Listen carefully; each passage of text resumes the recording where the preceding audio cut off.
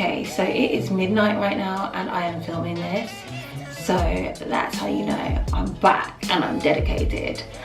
Hi guys, and welcome to my channel. I feel like such a YouTuber when I say that, but I do have to say a big welcome because obviously this channel is quite new and this is the first video that I'm going to be doing in my law series.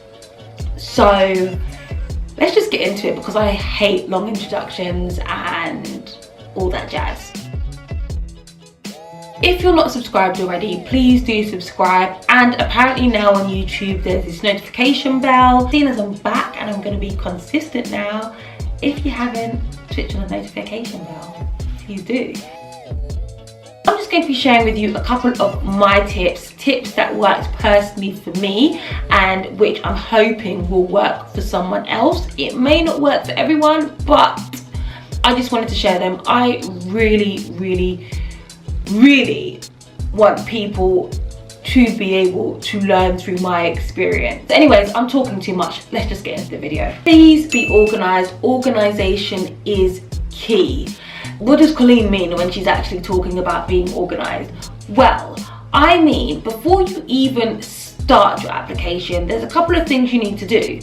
The first is that you need to have in your mind allocated time to actually write the application. If you treat this like a job, trust me, you will see rewards. I always say being organized is being in control. Number two, I've got long fingers. It's to research the firms.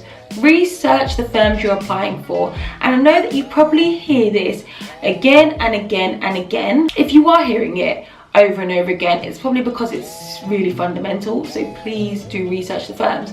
I'm actually going to do a whole video on what it actually means to research, because I used to think it just meant like reading the website of the firms that I wanted to apply to, but it's actually understanding what they're trying to say through the language that they use. I know it seems at first glance that most firms, especially the big ones, use the same PR company. Seriously, it looks like they all say the same thing, but there are slight differences, and I think that if you actually do pay attention to what they're saying and actually research the firm, what they're about, the deals, you'll see that they are actually different. Number three, there's no point in applying for firms that you are not interested in simply because you will not be motivated, and that will transpire when the person in the grad team or whoever it is reads the application. It just won't be as exciting, for lack of better words, when compared to others. So yeah, I would say just narrow it down and make a list of the firms that you really do have some sort of interest in and want to kind of get to know. So make that list, and when you're narrowing it down, just simply ask yourself the question, is this somewhere that I want to actually go into for 2 weeks to just find out a bit more about them? If no, then don't apply. If yes, apply. And it may seem hard to actually decipher that, but your gut will tell you, and follow your gut. Number four now, and I would say timing is everything. It is key. Timing is everything. It is key. Comfortable for this one. I know there's a lot of firms that say that they are recruiting on a rolling basis, and that obviously is true. If they're saying that, then it must be true, right? But I don't think it's a coincidence that the successful applications that I made when it came to VAC schemes were the ones that I put in right at the beginning, because I was prepared. I tried to actually find out the questions for a lot of the applications beforehand. Places like the student room, there was another one, I think it's called Quora. I'll put the links below, so please do check the description box. But they usually have like loads of ongoing student discussions. A lot of people in these forums actually do put the questions in there. So yeah, it's just an easy way to kind of prepare.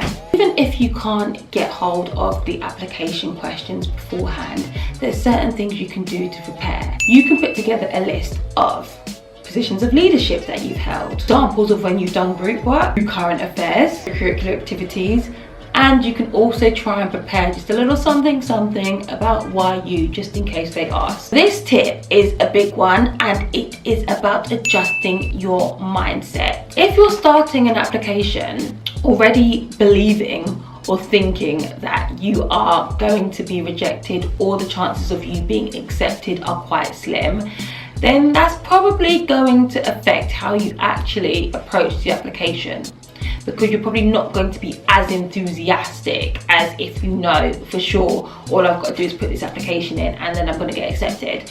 I remember doing that. I then had to change my mindset and think, well, if I think that I'm going to get rejected, then why the heck am I even wasting my time applying? So I decided to change my mindset. I'm only applying to firms that I'm genuinely interested in, have genuinely researched, and genuinely think I've got a good chance of being successful with the application, or should I say accepted, when I submit my application. Actually understand the question that's been asked and then plan your answer to the question, even if it's in your head, before you start writing.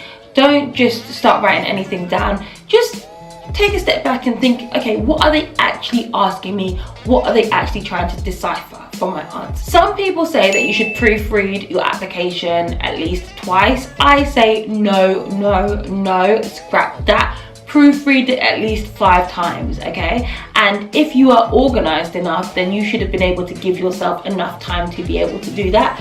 Don't take any chances. Do not get rejected because of a silly grammatical error.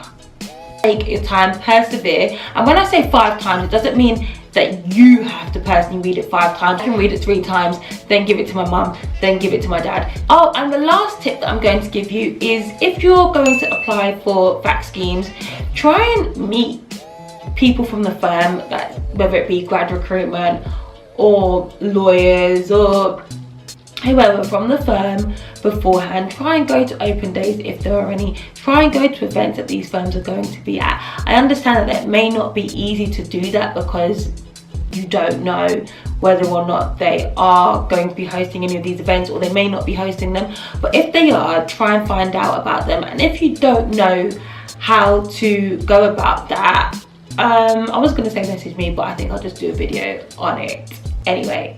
Also research the grad team, so you've got a kind of idea as to who you are writing this application to. Sometimes it really helps to visualize the person you're writing to, and it makes it a bit more realistic rather than you just penning down an application and it just going into thin air. Guys, those are my top tips. Hopefully they helped, and I'm not saying that you have to follow them, but if you are going to follow any of them, then I personally would advise you to not just follow 1 or 2, but follow all of them. And I'm so sure that you'll probably get something, or you get a lot further than you have done before. So guys, that is me signing out. Please do thumbs up if you want me to do more of these little videos, or you have liked anything I've said. Please do, it lets me know. This is a new channel, I'm trying to work it out as well, but guys, it's too late. I'm going. Bye.